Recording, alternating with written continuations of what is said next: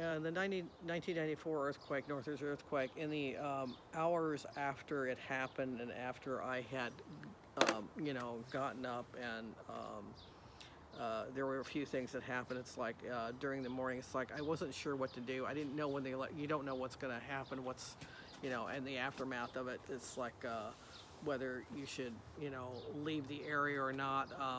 But what I did is, it's like I hung in there. I would I'd go outside, I maybe talk to somebody, the manager or somebody. And periodically I would go out to my car and listen to the radio to find out any information that's going on about the earthquake, because there was no electricity, so you had to get your news on the radio.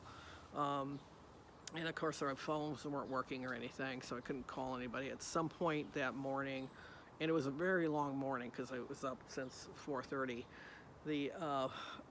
during that morning, I would I used the phone a couple of times. I know I must call my parents, and at some point I called my boyfriend Dave to let him know that I was okay.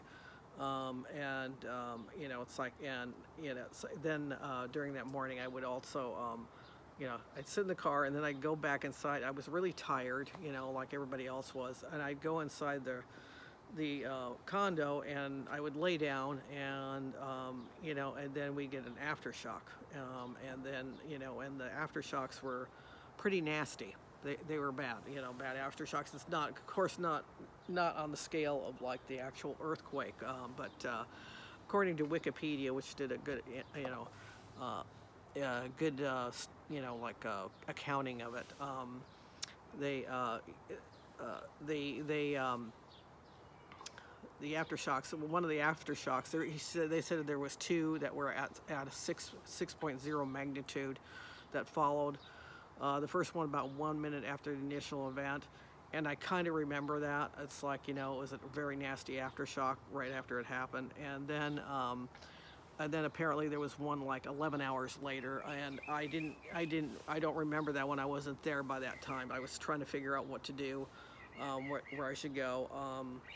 I called, I remember using the phone to call, I mentioned this before, call work to say I wasn't going to be in. I didn't know how it affected Santa Monica, but it actually shook up Santa Monica pretty good too. They really felt it too, because it wasn't just the valley.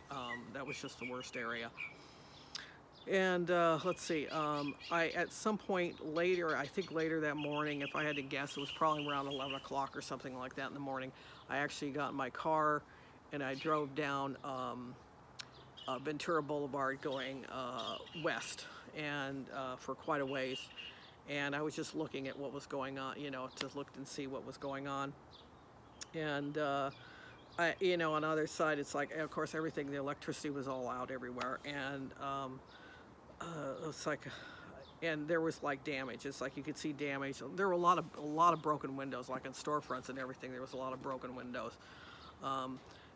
Surprisingly, because the area is pretty nice, at least at that time it was. I didn't hear any stories of looting and stuff. It just didn't happen, So I'm not gonna say it didn't happen, but it's like I don't remember any stories or anything of people looting and stuff. I think people were like, most of the people that lived in the valley at least at that time were good, decent people. I just didn't do things like that.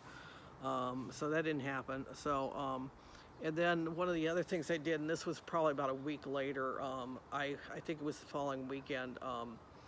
I got in my car and I wanted to, after I'd come back home, because what I did is I ended up later that day, at some point during the day, I realized it's like this isn't going to happen, So I packed some clothes up and I went down to my parents' house in Gardena to stay there for, I don't know, a few days. I didn't know how long I was going to be there. It's like I figured I was going to be there a day or two at least, So I did call into work that morning and left a message like, it's like like they didn't know about the earthquake and stuff. It's like, hey, I can't come in. But anyway, so I came down. It's like at some point later in the day with my dog, and we Apache, and we stayed. We ended up staying, I think, several days. I think I went back home It was a Monday. You know, I can't remember. I was there at least a few days, 3-4 days, something like that. And when I came back home, you know, because I would call the apartment manager like every day or something, once a day, and see what was going on. And when the electricity finally went on, it's like I decided to go back home. So, and actually our area, for some reason, it took longer than some of the other areas, you know, because some of the other areas went up a lot sooner. So, but you know, so I went back home, and then you know, like I said, and then one of the things I did that following weekend was I went to see that one apartment building that had collapsed. I think it was I got the name here somewhere. I can't look. It's like, man, I don't want to take the time to look it up. It was I think it was in Northridge or Reseda, which had the most victims. You know, it basically, what it did is, like, it had gone. It had collapsed down, and there was a lot of people that died. I think it was 16 people died in that apartment building. You know, so I went over to see that apartment building, and I'm pretty sure that was the one I went to see, you know, because I was just curious what was going on, and I was horrified to see it. It was like it had collapsed. You know, it like the first floor looked like it was maybe 3 feet high at that point, because it had just kind of collapsed down. And so anybody that was on that first floor was probably, I think maybe one guy survived it, but I think everybody else died on that first floor, because it was just horrifying to look at. It's like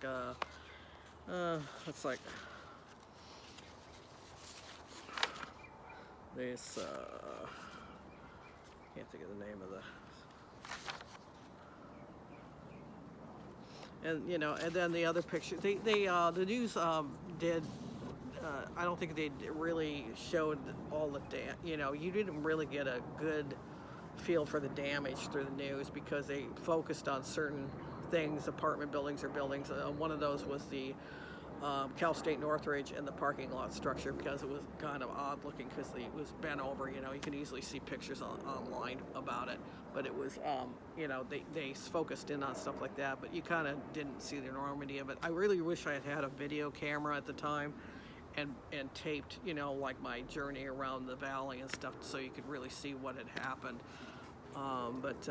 Anyway, so anyway, that's you know, it's like, that's it, you know, for, you know, on that part of the Northridge earthquake. You know, I'm talking a lot about it because there's just a lot to say about it, you know, because it's like I lived through it.